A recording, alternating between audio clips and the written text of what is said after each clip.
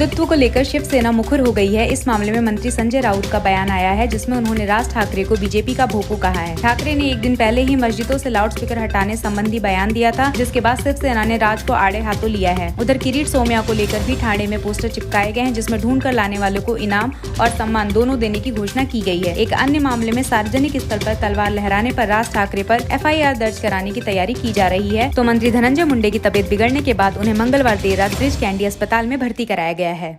हिंदुत्व को लेकर संजय राउत का बयान आया है, जिसमें उन्होंने कहा है कि शिवसेना के खून में हिंदुत्व है, हमें सिखाने की जरूरत नहीं है। इस दौरान राउत ने राज ठाकरे को बीजेपी का लाउडस्पीकर कहा है। राउत ने कहा है कि आजकल ये भाजपा का ही भोपू है, ये सबको पता है। ईडी की कार्रवाई से बचने के लिए राज आजकल ऐसा व्यवहार कर रहे हैं। उधर राउत ने किरीट सोमैया पर भी निशाना साधा और कहा कि महाराष्ट्र की दुकानों पर मराठी भाषा का बोर्ड ना हो, इसको लेकर किरीट सोमैया कोर्ट गए थे, जो ये बताते हैं कि वे मराठी भाषा के हितैषी नहीं है।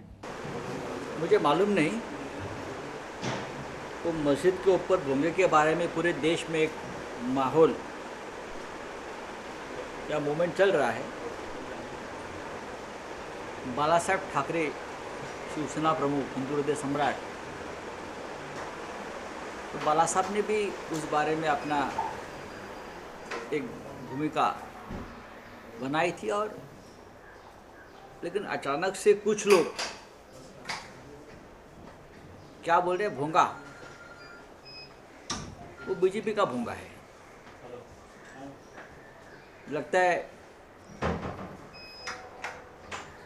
ईडी की जो कार्रवाई उनके ऊपर हो रही थी, उस बारे में बीजेपी ने उनको छूट दी है, अभय दिया है, उसके बाद ये भोंगा शुरू हुआ है। मंगलवार को राज ठाकरे ने ठाणे में सभा स्थल के मंच से तलवार लहराई थी, जिस पर गृह विभाग आर्म्स एक्ट के तहत मामला दर्ज करने का आदेश थाने पुलिस कमिश्नर को दे सकता है। सूत्र बताते हैं कि इस मामले में राज के खिलाफ जल्द ही कार्रवाई संभव है। उधर मुंबई से सटे ठाणे में शिवसेना समर्थकों ने किरीट सोमैया की गुमशुदगी के पोस्टर लगाए हैं। इन पोस्टर में मराठी में लिखा गया है कि पता बताने वालों को इनाम दिया जाएगा। पता बताने वालों को न केवल इनाम दिया जाएगा, बल्कि उनका सम्मान भी होगा। महाराष्ट्र सरकार में कैबिनेट मंत्री धनंजय मुंडे की मंगलवार रात अचानक तबीयत बिगड़ गई। उन्हें इलाज के लिए मुंबई के ब्रिज कैंडी अस्पताल में भर्ती कराया गया है। महाराष्ट्र के स्वास्थ्य मंत्री राजेश टोपे अपने सहयोगी मुंडे का हालचाल जानने अस्पताल पहुंचे थे। बुधवार सुबह महाराष्ट्र के उप मुख्यमंत्री अजित पवार भी उनका हालचाल जानने के लिए अस्पताल पहुंचे। पवार ने मीडिया से बात करते हुए बताया कि अब उनकी तबीयत में सुधार हो रहा है। ICU मध्ये ठेवलेलं आहे। डॉक्टरही तिथे होते, डॉक्टरांनाही भेटलो, फुल चेकिंग त्यांचं करायला सांगितलंय, परंतु बाकीचं पूर्णपणे चेकिंग करून घ्यायचंय। 2 दिवस डॉक्टरांनी 2 ते 3 दिवस दवाखान्यात ठेवायला सांगितलेलं आहे। राज ठाकरे ने मंगलवार को ठाणे में शरद पवार पर गंभीर आरोप लगाए थे, जिसके जवाब में पवार का बयान आया है। पवार ने कहा है कि जो व्यक्ति 6 महीने में अपनी जरूरत के हिसाब से बयान दे, उसे गंभीरता से लेने की जरूरत नहीं है। पवार ने मीडिया से चर्चा में कहा है कि जो लोग मुझे नास्तिक कहते हैं, मैं उनकी तरह हर जगह अपना धर्म प्रदर्शित नहीं करता। व्यक्ती कधीतरी वर्ष 6 महिन्यात एखादं वाक्य, एखादं स्टेटमेंट करून आपलं मत व्यक्त करते, ते फार गांभीर्याने घेण्यासारखं नसतं।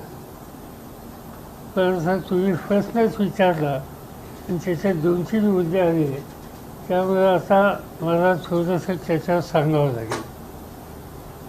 2-3 गोष्टी माझ्या वाचण्यात आल्या आजच्या सकाळच्या वृत्तपत्रात आणि टेलिव्हिजनवर, की एक आनंद आहे की त्यांनी शिवाजी महाराजांचं नाव मी घेतलंय अशा प्रकारचा एक उल्लेख त्या ठिकाणी केला।